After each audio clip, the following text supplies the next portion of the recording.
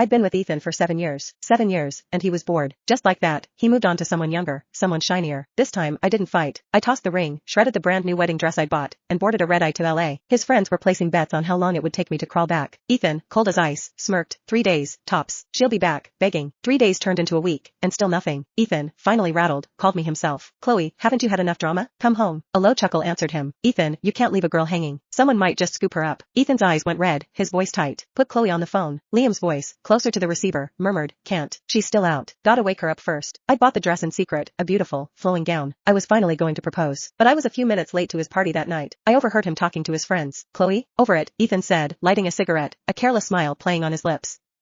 7 years, wouldn't you be? Laughter rippled through the group. True. 7 years is a long time, even with a goddess. She's hot, though. Smoke and body. Remember Ethan's birthday? That little black dress? Every guy in the room was drooling. Seriously, Ethan, you were so into her. You really letting her go? Ethan's voice was flat. Never said anything I didn't mean. So, if I made a move, you wouldn't mind? Go for it. Ethan exhaled a smoke ring. As long as you guys aren't bothered by the secondhand goods. Get some self-respect, dude. Ethan's sloppy seconds? More laughter. I didn't go into the room. I made an excuse about a headache and left. Ethan didn't even question it. That's when I knew it was over. Within days, the rumor mill was churning. Ethan was chasing a sophomore from the film school, young, naive, and fresh-faced. He pursued her with his usual grand gestures, flowers delivered by the truckload, jewelry, shopping sprees, just like he had with me. The girl, barely out of her teens, was swept off her feet.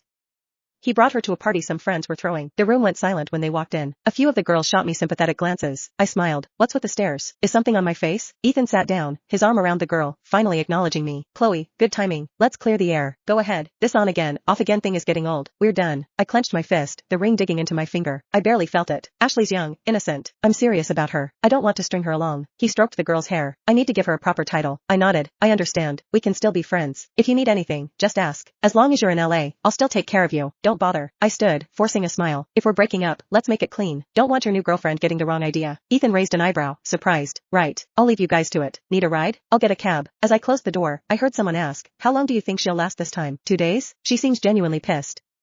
I'm betting a week. Ethan glanced at the closing door, a smirk twisting his lips. 3 days, tops. She'll be back, begging. It's always the same. She's so predictable. Yeah, Chloe can't live without him. Everyone knows she's crazy about him. I laughed bitterly, clutching my purse tighter as I walked towards the elevator. Back at the apartment, I found the wedding dress. I'd waited 6 months for it. I grabbed a pair of scissors and started cutting. It was custom-made, non-refundable, and a painful reminder. I left the ring on the coffee table, a small, glittering punctuation mark on our ending. I packed light, taking only the essentials. I left Ethan a note, telling him he could do whatever he wanted with the apartment and its contents. Then I booked a flight to New York. My best friend, Olivia, had moved there after getting married, and I needed a change of scenery. Olivia dragged me to shopping and brunch. That night, we met up with some old college friends. Midway through the evening, the door opened, and a few of the girls squealed. Liam, what are you doing here? Yeah, mister. Big shot. To what do we owe the pleasure? Had a meeting next door. Heard about the reunion. Thought I'd drop in. Liam's eyes scanned the room, lingering on me for a beat before moving on. Olivia nudged me. Chloe, I think he's here for you. I looked at him, tall, handsome, in a black overcoat over a dark suit. He had a strong jawline and incredibly long legs. Doubtful. We haven't spoken in years. Olivia ignored me and called out to him. Liam, could you possibly do me a huge favor and give Chloe a ride home later? We've all been drinking, and I don't want her taking an Uber alone. I looked up, startled. Liam met my gaze. After a moment, he nodded. Sure. Thanks so much. Olivia grinned and leaned in, whispering, 7 years with one guy? Bad math. Chloe, Ethan can play the field, why can't you? Besides, Liam is fine. Don't waste this opportunity. How do you know he'll sleep with me? The way he's looking at you, honey, he's already undressed you. Trust me, I've dated 18 guys. I have experience. Liam drove me back to my hotel. As I unbuckled my seatbelt, I thanked him. Thanks for the ride. He turned to me. No problem. I reached for the door handle, but then, Ethan's words from the party echoed in my mind. On impulse, I blurted out, want to come up for a drink? He kissed me in the elevator, hard and fast, leaving me breathless. The cameras, I gasped, my face flushed, my legs weak against his. He glanced at the security camera, shifted his position, and kissed me again. As he swiped my keycard, he paused. Chloe, you can still back out. I can stop. Back out of what? I looked up at him, wrapping my fingers around his tie, pulling him closer. You've practically bruised my lips. Now you're talking about stopping? He chuckled, his thumb brushing over my swollen bottom lip. Then don't come crying to me later when you regret this. Our first time, Liam didn't even make it to the bedroom. My back ached from the wall, and I playfully bit his shoulder. Liam, you animal, ever heard of being gentle? His warm hand pressed against my lower back. He groaned, kissing my neck. Chloe, I'm losing control. 5 minutes later, I understood exactly what he meant. He carried me to the bedroom. I buried my face in the pillow, giggling. Liam, how long has it been? He looked at me, his expression serious. A while. Been busy with work. I stared at him, surprised, my laughter fading. Then, tears welled up. I'm sorry, Liam. I trailed off, wanting to say that I tainted him somehow. Chloe, don't, he said, his voice laced with concern. He clumsily wiped away my tears, but they kept coming. I shouldn't have started this, but you did. He cupped my face, his gaze intense. Chloe, you started this, so you better finish it. A week later, my friend Jake texted me. Chloe, when are you coming back to LA. No plans yet. We miss you. Mark's birthday is next week. Come back for the party. Can't. Tell him I'll send a gift. Okay, take care. Jake showed Ethan the text. Ethan, maybe you should call her? She'll listen to you. Ethan stared at the screen, then stubbed out his cigarette and stood up. Let her rot. Good riddance. Ethan, don't be mad. She's just hurting. Yeah, she even took off her ring. She's really upset this time. It's all because of you and that girl. We're broken up. What more does she want? Ethan exploded. And nobody, is to contact her. Not even if she's dying. Okay, we won't. Calm down. You just got out of the hospital with a bleeding ulcer. You never had stomach problems when Chloe was around. She's only been gone a week. And look at you. Ethan's face darkened with each comment. He grabbed his jacket and stormed out. The cold air didn't cool his anger. Chloe hadn't called, hadn't texted. Playing games, is she? He thought. He blocked her number. Don't come crawling back. I won't be there to catch you. Liam called as I finished editing my latest article. I'd been writing for magazines since college, and it had turned into a decent career. The flexibility allowed me to work from anywhere. Leaving LA hadn't just been about escaping heartbreak. It was also about embracing a new chapter.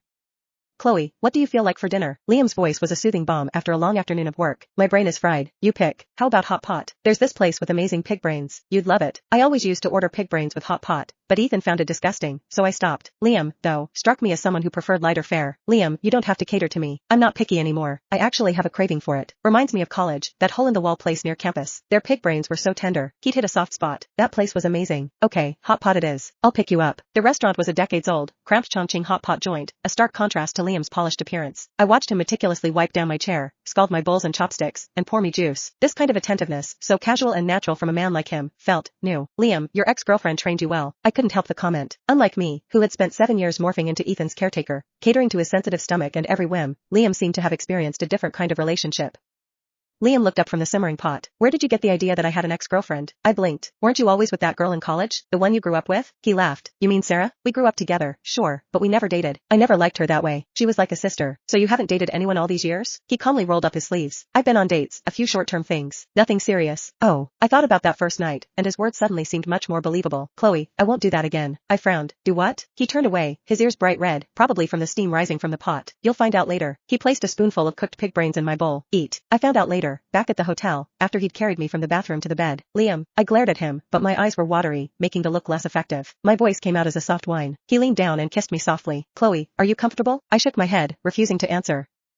He didn't push it, just continued kissing me, gently, persistently. The sensation built until I was crying out his name, my nails digging into his back. Chloe, tell me now, are you comfortable? His voice was husky, his eyes dark with desire, beads of sweat trickling down his forehead. Finally, I sobbed, yes, comfortable. As I drifted off, Liam whispered in my ear, Chloe, if you're comfortable, stay with me, forever, okay? On Mark's birthday, the gift I'd bought in New York arrived. Ethan sat on the couch, smoking, a half-empty bottle of whiskey in front of him. Liam and I had chosen the gift together, a pair of vintage cufflinks from a high-end brand Mark loved. These are nice, Mark said, his smile strained as he glanced at Ethan's face. He quickly handed the box to his girlfriend to put away. Let me see those. Ethan's voice was sharp. Mark hesitated but handed him the box. Ethan stared at the cufflinks. The brand's logo was discreet, yet he seemed fixated on it. Put them away, he said, pushing the box aside.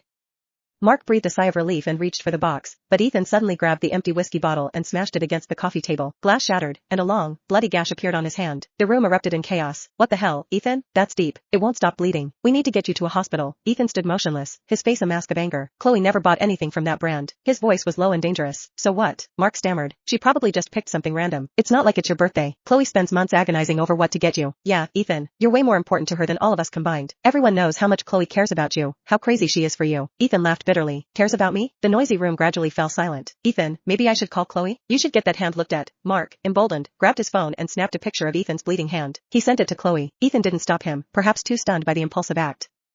The room held its breath. Seconds later, Mark's phone rang. See? I told you she's worried sick about you. Look, Ethan, it's Chloe. Mark beamed, holding out the phone. Ethan turned away, his expression unreadable. I'll get it, Mark said, switching on speakerphone. Chloe's voice filled the room, and Ethan's jaw tightened. Jake, what happened? Are you hurt? Nah, it's Ethan. His hand, it's bad. Chloe, really bad. Bleeding like crazy. Jake rambled, but the other end of the line was silent. Chloe, are you there? Maybe you should come back. He won't go to the hospital, and he can't keep bleeding like this. Jake, Chloe's voice, still gentle, cut through the chatter. Yeah, I'm here. Chloe, tell me, don't tell me about him anymore.